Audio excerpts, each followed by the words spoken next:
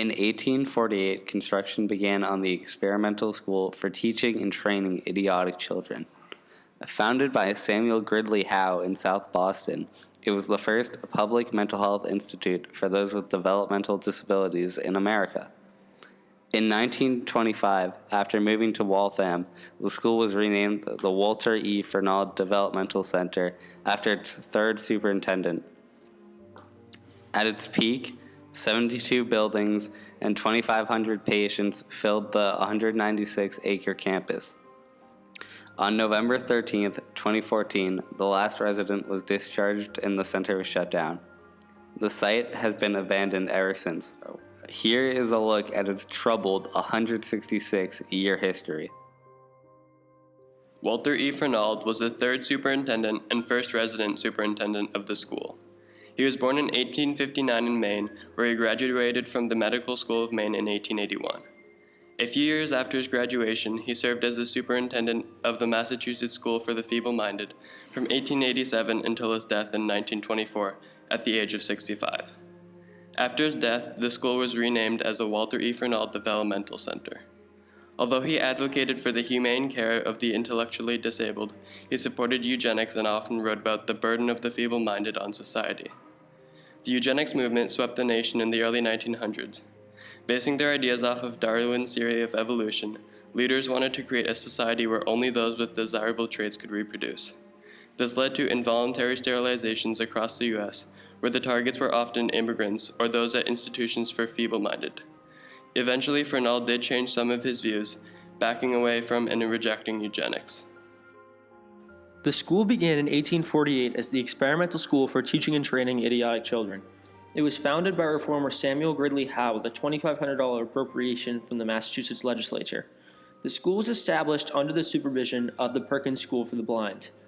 The school received enough funding for 3 years in order to judge its effectiveness and efficiency with treating mentally disabled members of the Commonwealth. In 1855, funds were appropriated for a permanent facility, which was constructed in South Boston. In 1883, the school's name was changed to the Massachusetts School for the Feeble-Minded, and an asylum was established on school grounds to house those who were too old or could not be helped by the school. In 1887, the school became overpopulated and needed to expand, so the state bought a suitable site in Waltham. The Waltham site was used starting in 1890, and the South Boston facility was closed in 1892. Throughout the 1890s, the school bought and expanded into the land surrounding it. In 1925, a year after the death of former Superintendent Walter Fernald, the school was renamed the Walter E. Fernald State School. The students at the school, well, first of all, if you go back in history, the people who were at Fernald were not just the mentally retarded people who were the last people left there, people severely disabled, severe mental disabilities. They were people who were the 13th kid in the house that was just dumped. They were the troublemaker at school who got dumped. So there were a lot of very intelligent people there, and they were basically prisoners. That's David White, the chairman from the Fernald Human Rights Committee. Claimed that I had difficulties, but they put me under the classifications of being mentally retarded. In them days, retardation, well, for what you kids do today, the way you even dress today, they put you in front of retarded. Over the years at Fernald, patients faced a variety of horrible conditions and abuse. In the 1940s and 1950s, many patients unknowingly became guinea pigs in experiments done by Harvard and MIT, sponsored by Quaker Oats.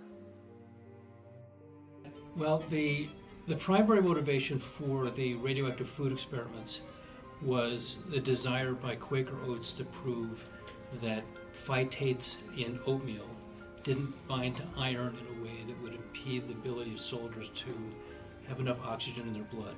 So phytates, which are definitely in cereals, are something that does bind to things that do bind to iron, but it's not significant in the bloodstream. So as long as there's a normal diet, phytates weren't going to impede it. So they decided they could just take these students from Fernald and use them as guinea pigs.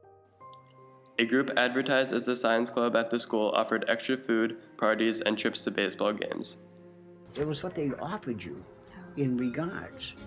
You have to remember, when you've never been left the school, You've never had the privilege of going to a baseball game. You never had the privilege of going to Nantastic or Provincetown or any of the stuff, or Revere Beach.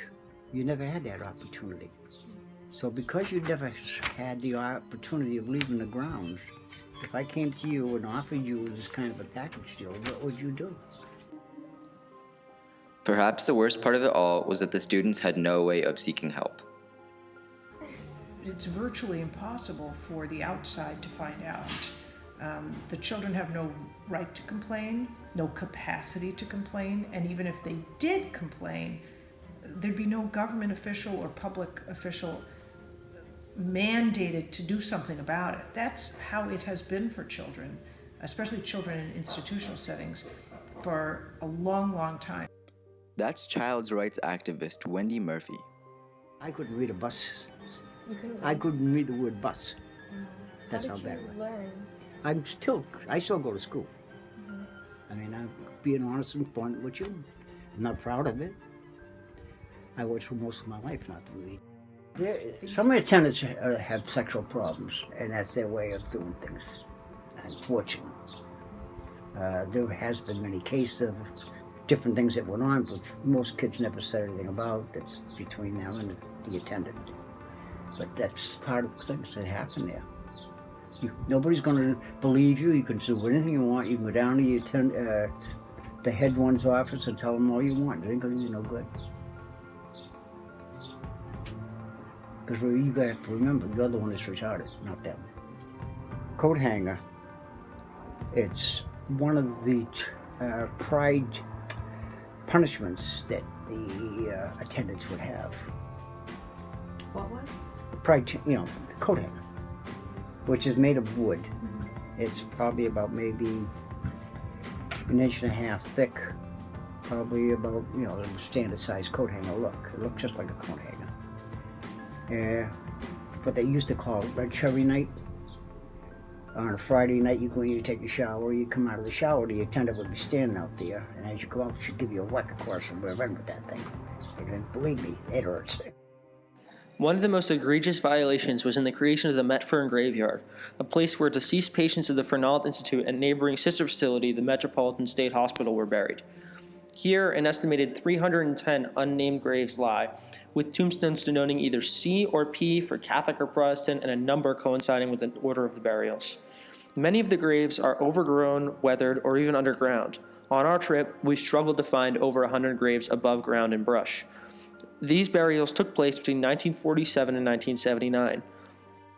Funeral director Wayne Braskow tells in his account of a burial that he drove up with a deceased patient from Fernald and was told by the groundskeeper concerning a grave 6 feet deep filled with 5 feet of water.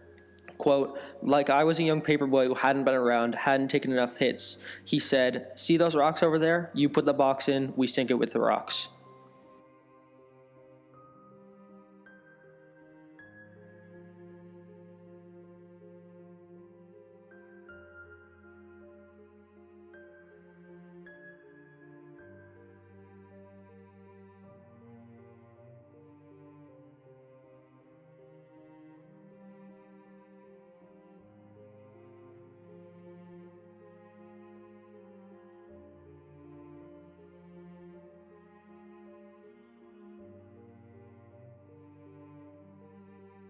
By 2001, only 320 patients remained in the center.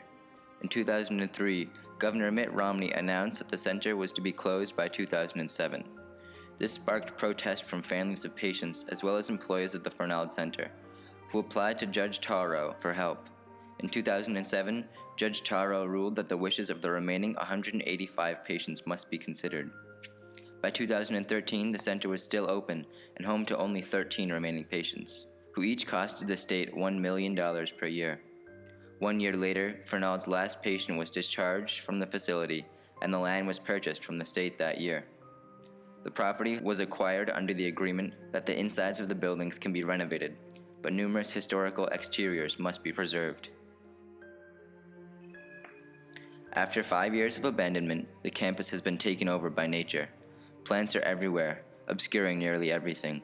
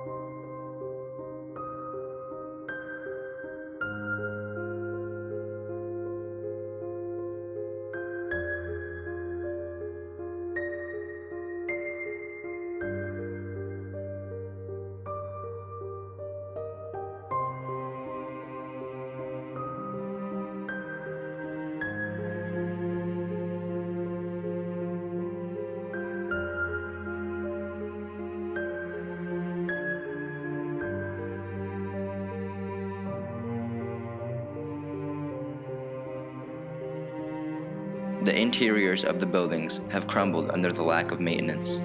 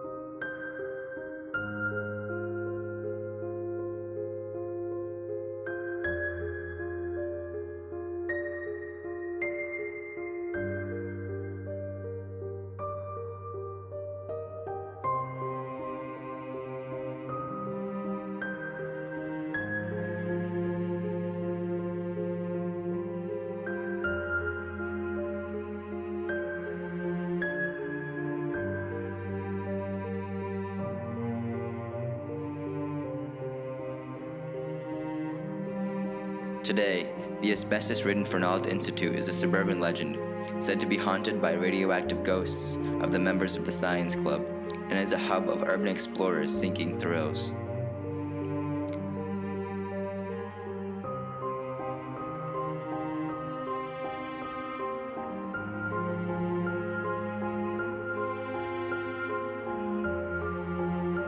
The campus is littered with graffiti by students from the nearby Bentley University and Gann Academy.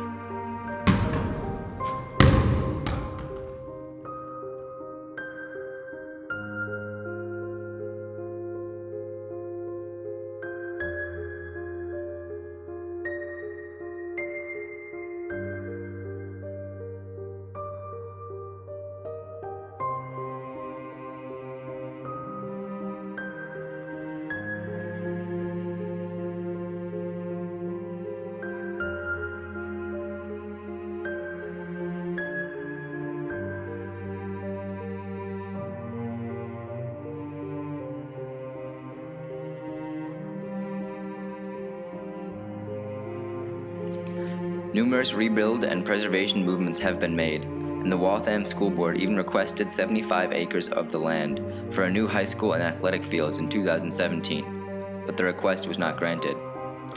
Other suggested usages of the property have been a museum on the history of the developmentally disabled, veteran housing, a cemetery, or a vocational school. Despite the strides towards progress, nothing has actually happened. Whatever the future holds, one thing is sure: Fernald is running out of time.